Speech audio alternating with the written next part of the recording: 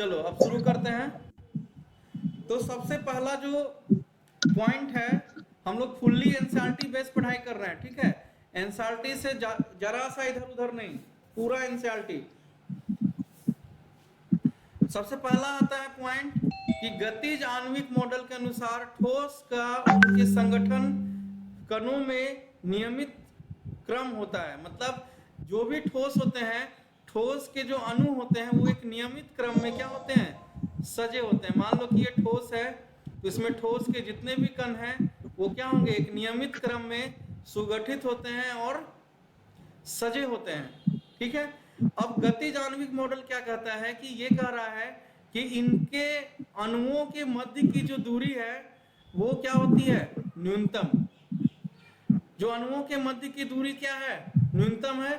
और जो अंतराण्विक आकर्षण बल है वो सबसे अधिक है। तो अधिक आकर्षण बल होने के कारण इनके मध्य, इनके अणुओं के मध्य क्या है, पारस्परिक जो बंधन होता है वो बहुत ही स्ट्रांग होता है, एक दूसरे से बहुत मजबूती के साथ जुड़े रहते हैं। आगे बढ़ेंगे, देखो अगला बिंदु है, ठोस वह पदार्थ है जिनका आयतन और आकृति निश्चित होता है। तो इसी के कारण से जो ठोस है उनके जो आकार हैं और जो आयतन होता है वो क्या होता है, निश्चित होता है। अगला पॉइंट है, ये कण प्रबल बलों द्वारा एक दूसरे से बंधे रहते हैं, इसलिए वो स्थिर स्थिति में उपस्थित होते हैं। मतलब जो द्रव है वो बहने लगता है और जो गैस है वो हवा में उड़ने लगता है, लेकिन ठोस में ऐसा नहीं होता। ठोस को हम कहीं भी स्थिर रख देते हैं तो वो क्या होते हैं, स्थिर रूप से टिके रहते हैं। इसका मुख्य कारण क्या है कि इनके अणुओं के मध्य क्या है, आकर्षण बल, पारस्परिक आकर्षण बल अत्यधिक होता है, ठीक है। उसके बाद है, ठोस के गुण न केवल उनके संगठकों की प्रकृति पर निर्भर करते हैं बल्कि उनकी व्यवस्था पर भी निर्भर करते हैं। मतलब जो उनके अंदर जो संगठक कण है, वो संगठक कण आपके क्या होंगे, अणुओं की जो प्रकृति है। मान लो कि NaCl है, तो NaCl में सिर्फ सोडियम या सिर्फ क्लोरीन के ऊपर इसकी प्रकृति निर्भर नहीं करती। इसकी प्रकृति, ठोस होने की प्रकृति इसकी संरचना पर भी निर्भर करती है, इसकी व्यवस्था पर निर्भर करती है। व्यवस्था करने का मतलब हुआ कि इसमें जो NaCl के अणु हैं वो इस प्रकार से एक जालक रूप का निर्माण करते हैं और इसी जालक के कारण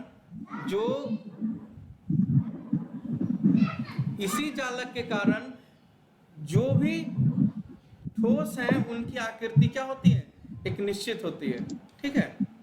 इसको हम लोग पढ़ेंगे आगे बहुत विस्तृत रूप में कि जालक क्या होता है, ठीक है। कितने प्रकार के जालक होते हैं, इसके कितने प्रकार की संरचनाएं हो सकती है। उसके बाद है ठोस के प्रकार एवं वर्गीकरण। ठोस को मुख्य रूप से दो भागों में बांटा गया। एक है तुम्हारा क्रिस्टल ठोस, क्रिस्टलीय ठोस या सत्य ठोस। दूसरा क्या है, अक्रिस्टलीय ठोस या छद्म ठोस।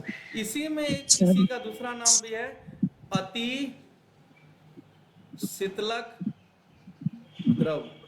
और इसका सबसे अच्छा उदाहरण क्या है, कांच। तो मान लो यहाँ एक अगर ऑब्जेक्टिव क्वेश्चन तैयार होता है कि अति शीतलक द्रव इनमें से कौन है, तो ऑप्शन रहेगा मान लो कांच, हीरा, ग्रेफाइट। तो हम उसमें किसमें उदाहरण में टिक लगाएंगे, कांच के उदाहरण में हम लोग टिक लगाएंगे कि अति शीतलक द्रव है, ठीक है। और इसके बाद जो टॉपिक है, ये टॉपिक आपका 5 मार्क्स का टॉपिक है। इससे 5 नंबर का दीर्घ उत्तरीय क्वेश्चन बनता है, ठीक है। तो क्वेश्चन क्या है, इसमें क्वेश्चन आता है कि क्रिस्टलीय ठोस और अक्रिस्टलीय ठोसों में क्या अंतर है। तो सबसे पहला अंतर हम लोग देखते हैं। जो सबसे पहला अंतर है वो है दीर्घ परासकोटि के होते हैं। दीर्घ परासकोटि के कहने का अर्थ क्या होता है कि इसमें जो अणु होते हैं वो लंबी श्रृंखला बनाते हैं। जैसे मान लो कि ये सोडियम है, क्लोरीन है, सोडियम है, क्लोरीन है, ये फिर क्लोरीन है, सोडियम है, क्लोरीन है, सोडियम है। तो ये इस प्रकार से एक लंबी श्रृंखला बनाते हुए आगे की ओर अग्रसर रहते हैं, आगे की ओर हमेशा बढ़ते रहेंगे, आगे दाएं बाएं ऊपर नीचे, ये 3D संरचना में सजे होते हैं। तो ये एक लंबी श्रृंखला बनाते हैं, मतलब इनकी श्रृंखला कहीं पर भी टूटती नहीं है। जबकि ये लघु परासकोटि के होते हैं, मतलब इनकी जो श्रृंखलाएं हैं वो छोटी श्रृंखला होती है। मतलब श्रृंखला होती है लेकिन जैसे मान लीजिए कि यहाँ तक आई श्रृंखला, और उसके बाद क्या हो जाती है, श्रृंखला यहाँ से टूट जाएगी, फिर यहाँ से एक दूसरी श्रृंखला बनेगी। तो इस प्रकार से दो श्रृंखलाओं के बीच में किसी प्रकार का संबंध स्थापित नहीं होता है। तो इसी को हम लोग बोलते हैं दीर्घ परासकोटि की होती है और यह लघु परासकोटि की होती है, मतलब लॉन्ग चैन ऑर्डर और शॉर्ट चैन ऑर्डर अगर हम हिंदी में इंग्लिश में बोलेंगे तो। उसके बाद है कि इनका गलनांक निश्चित होता है। गलनांक निश्चित होने का मतलब है कि हमको पता है कि लोहा कितने डिग्री तापमान पर पिघलना शुरू होता है, तो इसका जो गलनांक है वो निश्चित होता है। सभी ठोसों का गलनांक सामान्य रूप में निश्चित कर दिया गया है। और जबकि अक्रिस्टलीय ठोस हैं, इनके जो संरचनाएं होती हैं उनके आधार पर इनका गलनांक निश्चित नहीं होता, क्योंकि ये लघु परासकोटि की होती है। तो होता है क्या कि इनमें विभिन्न ऊष्मा के मानों पर इनका जो लघु परासकोटि है वो क्या होता है, टूट जाता है, और या जल्दी पिघल जाती है या बहुत कोई लेट से पिघलती है। तो इनका जो गलनांक का मान है वो निश्चित नहीं है, वो ऊपर नीचे होता रहता है। और जबकि जो क्रिस्टलीय ठोस है, जो उनकी संरचनाएं क्या है, वो निश्चित है। अब तीसरा बिंदु आते हैं। तो तीसरा बिंदु है कि इनकी गलन ऊष्मा हम बोलते हैं कि जिस ऊष्मा के मान पर कोई पदार्थ पिघलना शुरू होता है। गलनांक अलग है, गलनांक एक तापमान को सूचित करता है, जबकि गलन की ये ऊष्मा की मात्रा का द्योतक है। ऊष्मा की मात्रा को बता रहा है, जैसे 3 जूल 10 जूल, कितने जूल हम ऊष्मा देंगे कि वो पिघलने लगेगा। तो अगर इसका गलनांक निश्चित है तो सामान्य रूप में इसका जो ऊष्मा की मात्रा है वो भी क्या होती है, निश्चित होती है। लेकिन अक्रिस्टलीय ठोस में गलन की ऊष्मा की मात्रा निश्चित नहीं होती है। उसके बाद है ये दृढ़ तथा असंपीड्य होते हैं। ये दृढ़ तथा असंपीड्य का मतलब क्या होता है कि दृढ़ मतलब होता है एकदम टाइट, ये जैसे है, ये आपका क्या है, एकदम कड़क है, ये ठोस है, एकदम टाइट है। तो मतलब क्या होता है कि वो इनकम्प्रेसिबल, मतलब हम इसको किसी समान रूप में ऐसे उंगली से नहीं दबा सकते, ठीक है। और ये दृढ़ है, मजबूत भी है। जबकि जो आपके अक्रिस्टलीय ठोस सकते हैं वो दृढ़ तो होते हैं, लेकिन उनमें थोड़ा बहुत संपीड़ित उसको किया जा सकता है। बहुत अधिक मात्रा में हम उसको नहीं दबा सकते, लेकिन थोड़ी बहुत मात्रा में उसको दबाया जा सकता है। जैसे इसमें ग्रेफाइट इसका सबसे अच्छा उदाहरण है कि जो ग्रेफाइट है उसको हम लोग इसमें जैसे स्नेहक वगैरह आता है, तो ये थोड़ा ठोस रूप में भी है, लेकिन हम अगर उसको दबाएंगे तो वो थोड़ा बहुत संपीड़ित भी हो जाता है, ठीक है। इसमें कोई अलग बात नहीं है। तो अक्रिस्टलीय ठोस क्या होते हैं, वो आपके संपीड़ित होते हैं, लेकिन एक खास मान तक ही। जबकि जो क्रिस्टलीय ठोस है, अब तुम क्रिस्टलीय ठोस में हीरा का उदाहरण ले लो, तुम हीरा को किसी भी रूप में नहीं दबा सकते, बहुत ज्यादा कठोर होता है, वो हाथ से इस तरीके से दबाया नहीं जा सकता। उसके बाद है स्पष्ट विदलन, क्लेवेज मतलब होता है टूट जाना। अगर हम इसको तोड़ते हैं तो ये दो समतल पृष्ठों वाले दो टुकड़ों में विभक्त हो जाएगा। मतलब अगर हम हीरा को तोड़ेंगे तो उसका दूसरा टुकड़ा होगा वो क्या होगा, वो भी हीरा होगा। यहाँ पे समतल पृष्ठ करने का मतलब समान पृष्ठ वाला बात नहीं है। यहाँ पर है कि जो टुकड़ा है उसको तोड़ने पर उसी प्रकार के दूसरे टुकड़े उसी संरचना में मिल जाते हैं, जबकि जो अक्रिस्टलीय ठोस है, अक्रिस्टलीय ठोसों में ऐसा नहीं होता है। अगर हम इसको तोड़ते हैं तो ये मुख्य रूप से क्षणभंगुर होते हैं, मतलब इनकी संरचनाएं निश्चित नहीं होती। हम इसको तोड़ेंगे तो ये किसी भी रूप में टूट सकते हैं। अब इसके आगे का पॉइंट है, जो आगे का बिंदु है वो है आपका कि ये एनिसोट्रॉपिक होते हैं। मतलब एनिसोट्रॉपिक मतलब होता है विषमदैशिकता। अब विषमदैशिकता क्या होती है, अब मैं यहीं पे उसको लिख भी दे रहा हूं।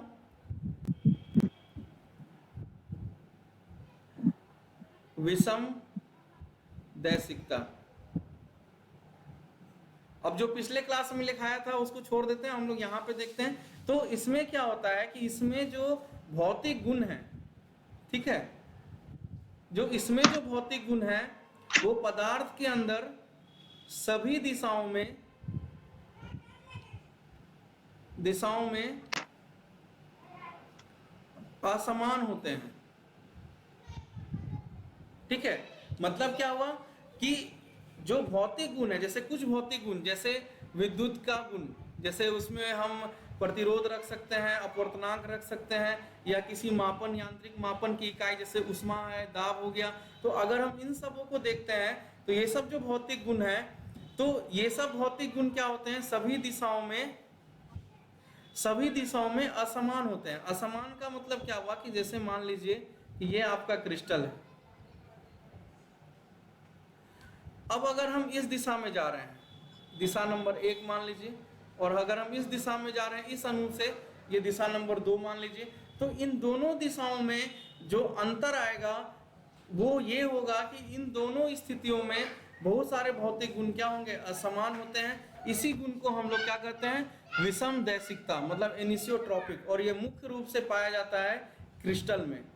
जबकि अगर हम दूसरी स्थिति में देखते हैं तो दूसरी स्थिति है आपकी समदैशिकता की। नाम से ही पता चल रहा है समदैशिकता, मतलब सभी दिशाओं में समान गुण रखता है, समदैशिकता। ठीक है, समदैशिकता में क्या है कि जो भौतिक गुण है, एक मिनट, जो भौतिक गुण है वो आपके सभी दिशाओं में समान होते हैं, मतलब भौतिक गुण सभी दिशाओं में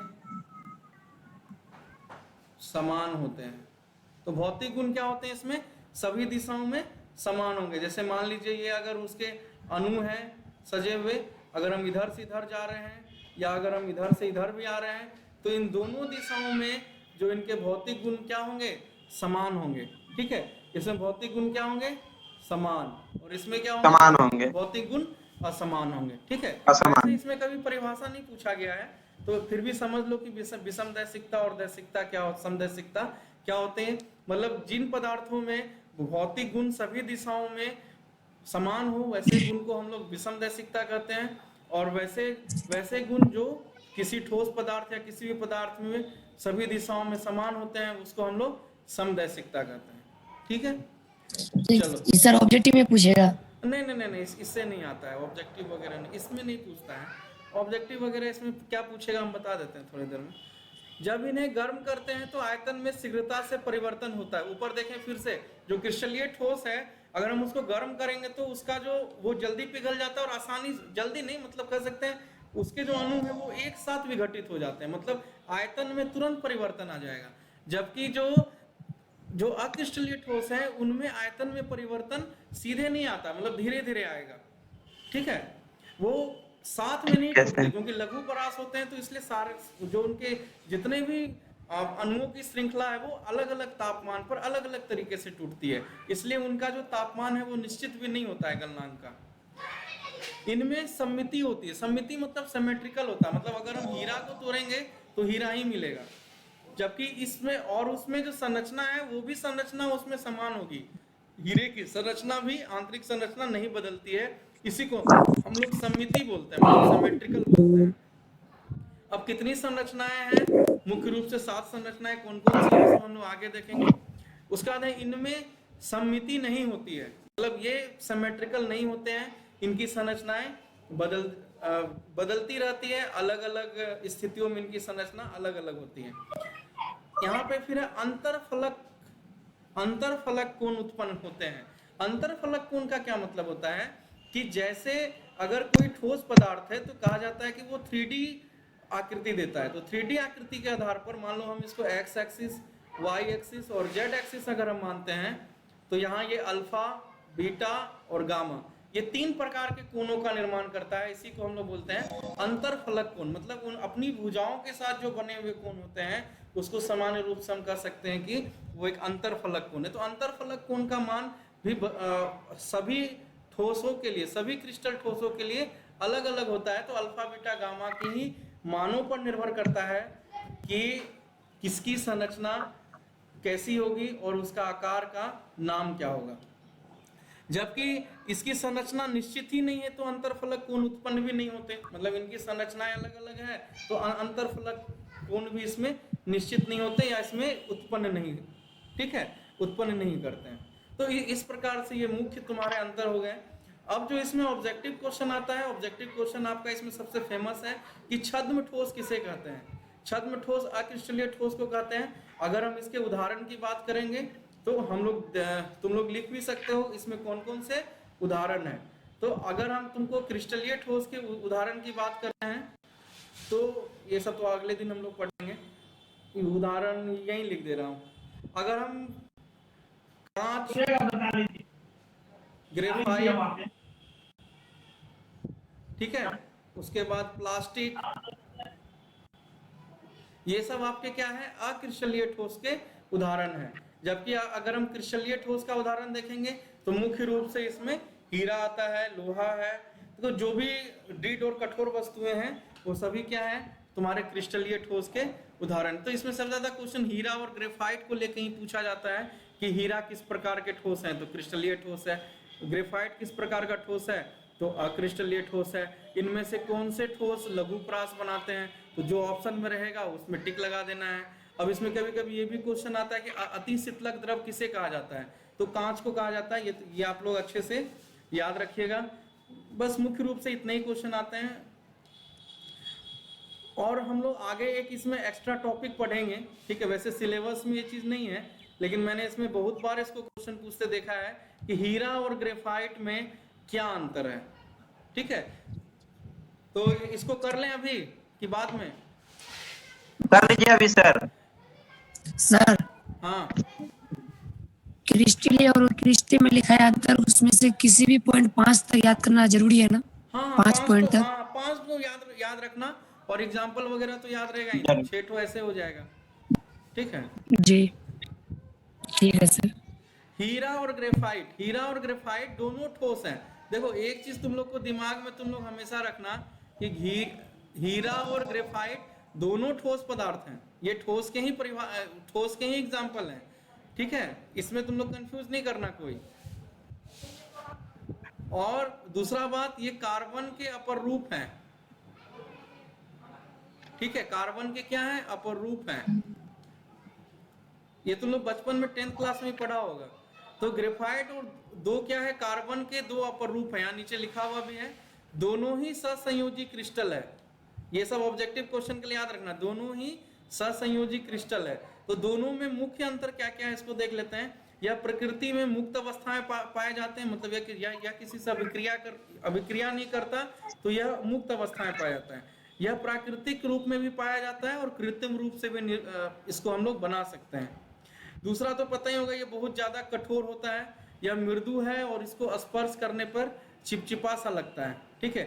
इसका घनत्व तो काफी उच्च होता है, मान याद रखने की आवश्यकता नहीं है, ठीक है। और इसका आपेक्षिक जो घनत्व है वो तुम्हारा निम्न होता है, निम्न नहीं कह सकते उसको, हम लोग कह सकते हैं कम होता है, हीरे की अपेक्षा कम होता है। यह पारदर्शी होता है और इसका अपवर्तनांक उच्च होता है, ठीक है, जबकि यह काला होता है और अपारदर्शी होता है। तो कोई भी चीज अपारदर्शी होगी तो मुख्य रूप से उसका रंग काला ही होता है। यह विद्युत एवं उष्मा का कुचालक होता है, ठीक है, विद्युत एवं उष्मा का हीरा क्या होता है कुचालक होता है, लेकिन ग्रेफाइट विद्युत एवं उष्मा का सुचालक होती है। अगर तुम पेंसिल को अगर तुम वो प्लग में डाल देना उंगली से, देखना करंट कितना जबरदस्त मारता है। तो इसका जो मुख्य कारण क्या होता है इसमें सुचालक और कुचालक होने का, कि जो हीरा है हीरा में मुक्त इलेक्ट्रॉन नहीं पाया जाता है, इसमें मुक्त फ्री इलेक्ट्रॉन की उपस्थिति होती है। मुक्त फ्री इलेक्ट्रॉन की उपस्थिति होने के कारण ही जो ग्रेफाइट है वो विद्युत और उष्मा का सुचालक होता है, जबकि हीरा में किसी प्रकार की बात ऐसी नहीं है, ठीक है। ये तुम्हारा एक्स्ट्रा पॉइंट है। यह CO2 देने पर वायु में ताप पर जलता है, CO2 देने पर 700 डिग्री पर, ये सब देख लेना है। ये बहुत इंपॉर्टेंट पॉइंट है। ये अष्टफलकीय क्रिस्टल है, मतलब अगर कोई तुमसे पूछे कि हीरे का आकार कैसा होता है तो अष्टफलकीय क्रिस्टल जैसा होता है, और जो ग्रेफाइट है उसका आकार कैसा होता है षटकोणीय क्रिस्टल जैसा उसका आकार होता है, ठीक है। अष्टफलकीय क्या है सर?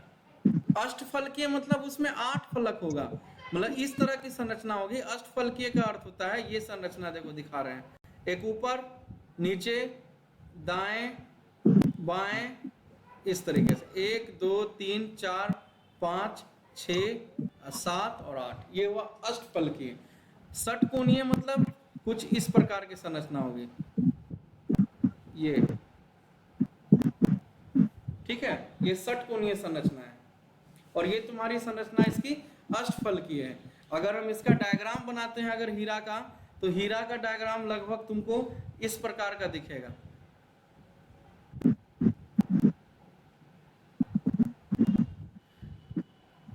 अगर हम हीरा का डायग्राम बनाएंगे तो लगभग हीरा का डायग्राम कुछ इस तरह का रहता है, ठीक है। इसमें 6 फलक हैं और एक फलक इसमें पीछे से रहता है इस तरह से, और एक फलक इसके पीछे से रहेगा इस तरीके से, ठीक है। तो ये तुम्हारा 8 फलक, और ये मतलब इस तरीके से 2 ऊपर रहेंगे इस तरीके से ऐसे, और बीच में यहाँ तुम्हारा हीरा अवस्थित होता है, ठीक है। तो यही अंतर है दोनों में, मुख्य रूप से हीरा और ग्रेफाइट में। तो आज भर यहाँ रहने देते हैं, इसमें किसी को कुछ पूछना है तो पूछ सकता है। सर हीरा विद्युत का कुचालक और ग्रेफाइट विद्युत का सुचालक होता है क्यों? बताए तो, हीरा में सुचालक होता है रे, ग्रेफाइट सुचालक है और हीरा कुचालक है। सुचालक इसलिए होता है क्योंकि इसमें मुक्त फ्री इलेक्ट्रॉन होता है, मतलब इसमें इलेक्ट्रॉन बहने के लिए इसमें इलेक्ट्रॉन की जगह होती है, मतलब इसमें एक मुक्त फ्री इलेक्ट्रॉन होता है। इसको जब कभी डिटेल में जब कार्बन उर्बन पढ़ोगे तो वहां पे तुमको इसकी संरचना में दिखेगा कि कार्बन की जो 4 संयोजकता होती है, उस 4 संयोजकता में से कार्बन की जो 4 संयोजकता है, उस 4 संयोजकता में से कार्बन की 3 संयोजकता ही पूरी होती है, ठीक है। और बाकी जो संयोजकता है उसकी एक संयोजकता का जो इलेक्ट्रॉन है वो फ्री रहता है मूव करने के लिए, इधर उधर घूमने फिरने के लिए, इसीलिए यह विद्युत का और ऊष्मा का सुचालक हो जाता है। जबकि हीरा में ऐसा गुण नहीं होता। हीरा में चारों के चारों कार्बन, मतलब सॉरी, चारों के चारों ग्रेफाइट में कितना नंबर में पूछा जाता है? इस तरह से इसके चारों इलेक्ट्रॉन जो होते हैं कार्बन के, सबके सब ससंयोजी बंधन से बंधे होते हैं इस तरीके से। इसलिए इसलिए हीरा में किसी भी प्रकार का संचालन नहीं होता है ऊष्मा और विद्युत का। सर हीरा और ग्रेफाइट में अंतर क्या नंबर में पूछा जाता है? पूछा नहीं जाता है इसमें अंतर कभी, इसमें ऑब्जेक्टिव कभी कभी पूछ देता है। सर सर ग्रेफाइट जो है वो क्रिस्टलीय ठोस का उदाहरण है। ग्रेफाइट, हाँ ग्रेफाइट तुम्हारा अक्रिस्टलीय ठोस है, बताए तो पीछे लिखा हुआ भी है। जी सर, कंफ्यूजन था। ग्रेफाइट तुम्हारा अक्रिस्टलीय ठोस है और हीरा तुम्हारा क्रिस्टलीय ठोस है, ठीक है। ठीक है, इसका नोट्स हम भेज दे रहे हैं ग्रुप में। और मैम का आज बर्थडे है, पार्टी ले लेना मैम से। हाँ सर। जी सर। हाँ मैम से पार्टी ले लेना, और ना अपने ग्रुप में व्हाट्सएप पे फेसबुक पर मैम का फोटो लगा के ऐसे भी शेयर कर दो, हैप्पी बर्थडे मैम, तो मैम को भी अच्छा लगेगा, मैम भी खुश हो जाएगी। चलो बच्चा लोग हमसे प्यार करता है। अभी क्या दिखाओगे प्यार, ऐसे ही दिखा सकते हो। Hello sir. हाँ कहते हैं सर इससे पहले कौन सा बुक पढ़ा रहे थे केमिस्ट्री का सर? ये तो